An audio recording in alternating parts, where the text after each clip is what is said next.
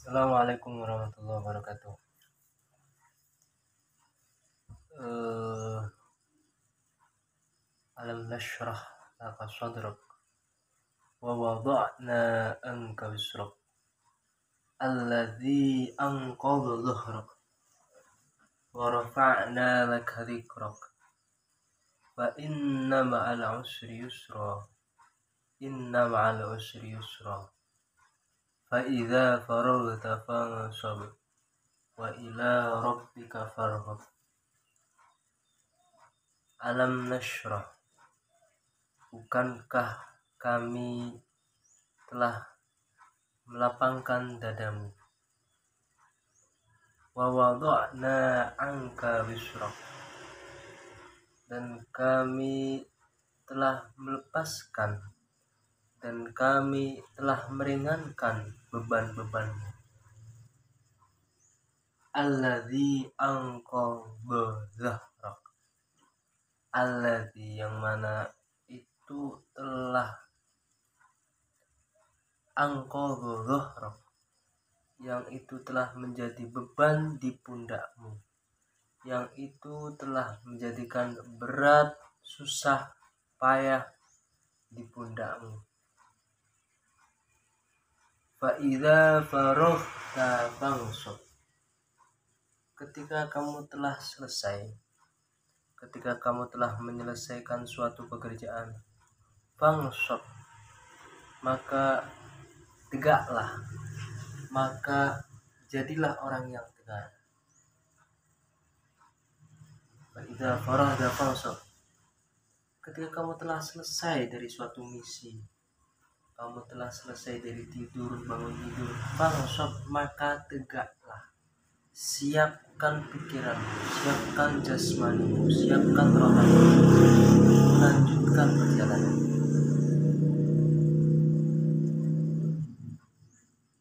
Wa idza farahta fansab.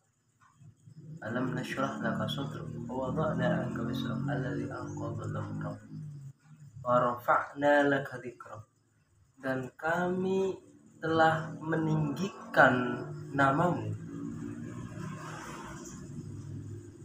Dzikrak untuk warafa'na laka dzikrak, dan kami telah mengangkat derajatmu, kami telah merofakkan, kami telah meninggikan, mensejajarkan namamu hai Muhammad dengan Allah Subhanahu wa taala. Maka ketika syahadat kita bisa melafalkan asyhadu alla ilaha illallah wa asyhadu anna muhammadar rasulullah, bahwa nama Allah itu sejajar dengan nama Nabi Muhammad. Bahkan ketika pun Nabi Adam di surga, kemudian beliau suatu saat ketika Allah menciptakan Siti Hawa, kemudian Nabi Adam ingin menyentuh Siti Hawa, tetapi Allah melarangnya, dan Allah mengatakan pada Nabi Adam, kau belum halal menyentuh Siti Hawa. Kemudian Nabi Adam bertanya kepada Allah, bagaimana cara aku bisa menyentuh, cara menghalalkan Siti Hawa? Allah, ya Allah Subhanahu wa taala, wahai Allah. Kemudian Allah menjawab, nikahilah Nabi Siti Hawa, maka kau akan halal menyentuh Siti Hawa. Kemudian berlangsunglah ijab qabul, akad. Dan ketika pernikahan antara Nabi Adam Siti Hawa, apa yang menjadi mahar Siti Nabi Adam? Sallallahu alaihi Muhammad, sallallahu alaihi wasallam. Lalu Allah pun bertanya pada Nabi Adam, dari mana engkau tahu bahwa ada hambaku, bahwa ada kekasihku, bahwa ada orang yang aku cintai yang bernama Nabi Muhammad sallallahu alaihi wasallam. Kemudian Nabi Adam pun menjawab, aku melihat nama Muhammad di tiang arsy sejajar dengan namamu, maka aku pun meminta tobat kepadamu dengan mengucapkan, dengan meminta syafaat, dengan meminta pertolongan, dengan mengucapkan sholawat sallallahu alaihi Muhammad sallallahu alaihi wasallam. Itulah bagaimana Allah telah meninggikan, merafakkan nama Nabi Muhammad sejajar dengan nama Allah Subhanahu wa ta'ala. Bahkan menjadi syarat mutlak bahwa seseorang yang akan masuk ke dalam Islam, maka orang itu harus melafadzkan asyhadu alla ilaha illallah. Asyhadu alla ilaha illallah, bahwa aku bersaksi alla ilaha, aku bersaksi tidak ada Tuhan illallah kecuali Allah Subhanahu wa ta'ala. Wa asyhadu anna Muhammadar Rasulullah, dan aku pun bersaksi anna Muhammadan, sesungguhnya Nabi Muhammad Rasulullah adalah utusan Allah. Tentu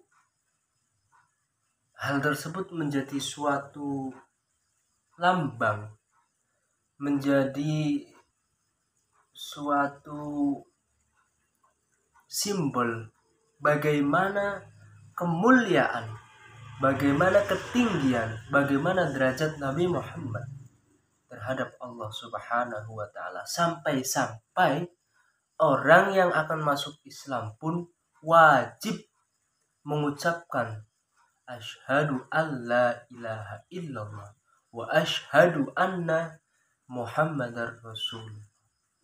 Itu yang pertama.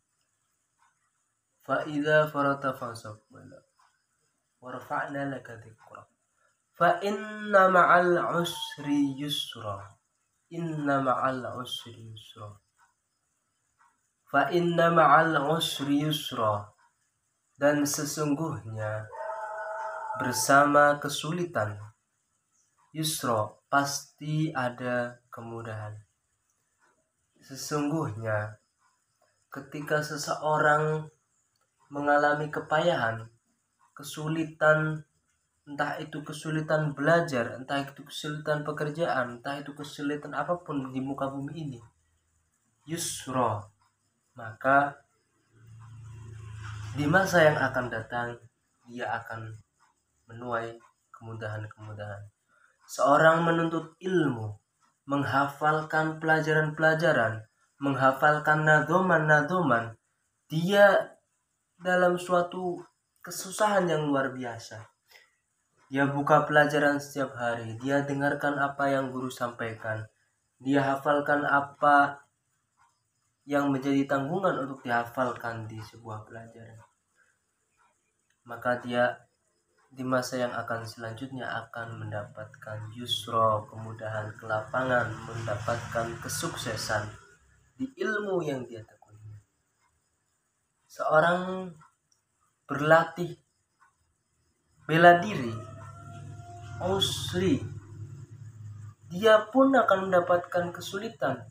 Tidak mungkin seorang pendekar akan dapat langsung terbang dari satu tempat ke tempat yang lain, akan dapat langsung bisa memukul satu pukulan kemudian 40 orang misalkan KO, tapi dia sudah banyak rangkaian dan rentetan usri sebelumnya.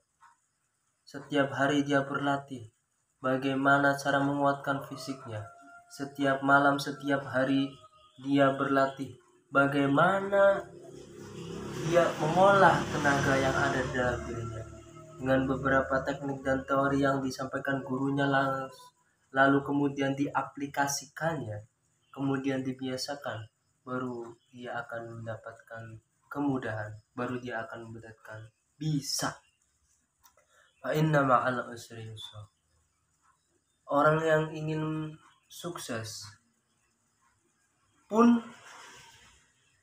pasti akan mendapatkan kesusahan, kesukaran, masalah-masalah, problematika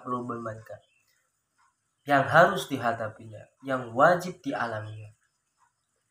Terkadang kita melihat, oh, dia pintar,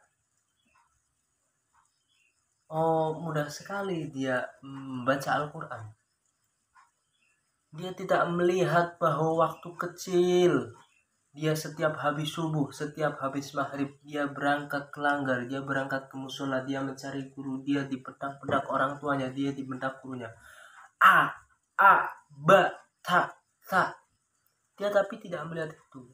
Orang melihat orang yang baca Al-Quran, oh, dia udah bisa baca Al-Quran. Dia orang yang pintar, mudah sekali baca Al-Quran, buka, langsung baca, melihat, seolah tanpa berpikir, seolah tidak membutuhkan energi yang mengolah dari huruf-huruf yang dilambangkan dengan makna yang terdapat pada kalimat tersebut.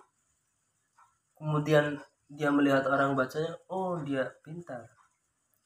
Tapi dia tidak melihat bagaimana usaha dia sebelum dia menguasai apa yang dia baca. Setiap hari dia mutola'ah pelajarannya, setiap hari dia bekerja keras, istiqomah.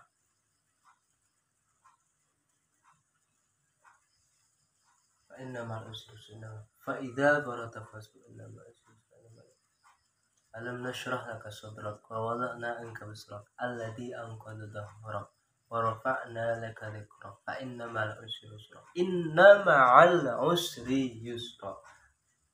Bahkan dalam surat An-Nasr tersebut ditegaskan 2 kali oleh Allah, inna ma'al usri yusra.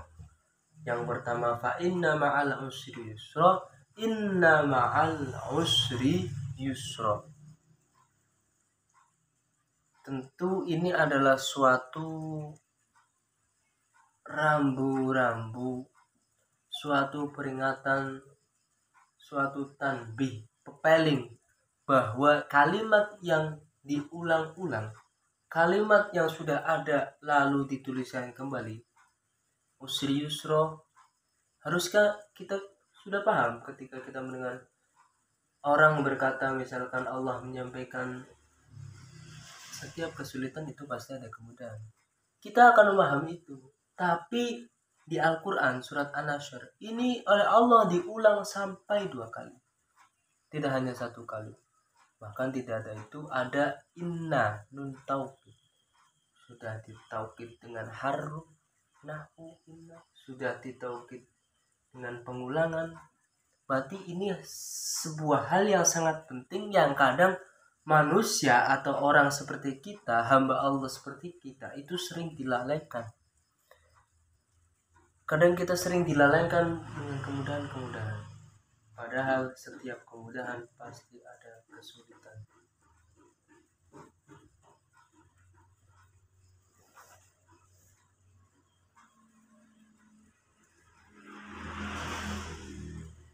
Fa'idza faroghta fansab. Dan jangan lupa faroghta, ketika Anda telah sampai menyelesaikan entah itu perkara dunia, entah itu perkara akhirat,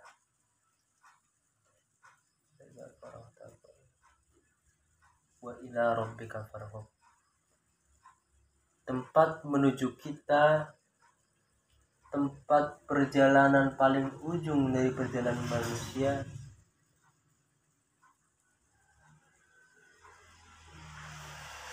kita melangkah kemana?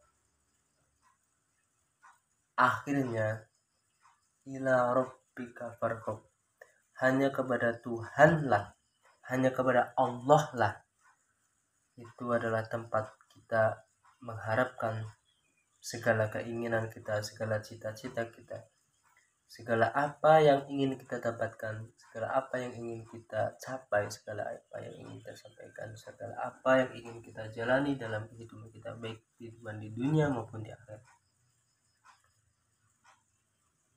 Demikian, semoga surat Alam-Nashrah yang dijelaskan pada pagi hari ini meskipun tidak terlalu lengkap, meskipun ini hanya dadakan, meskipun ini hanya sekilas, tapi ada sedikit atau beberapa pesan yang membekas sehingga membuat diri kita lebih baik lagi, membuat diri kita lebih bersyukur, membuat diri kita lebih mendapatkan rahmat, hidayah, di akhir nanti kita mendapatkan syafaat baik di dunia maupun di akhirat. Assalamualaikum warahmatullahi wabarakatuh.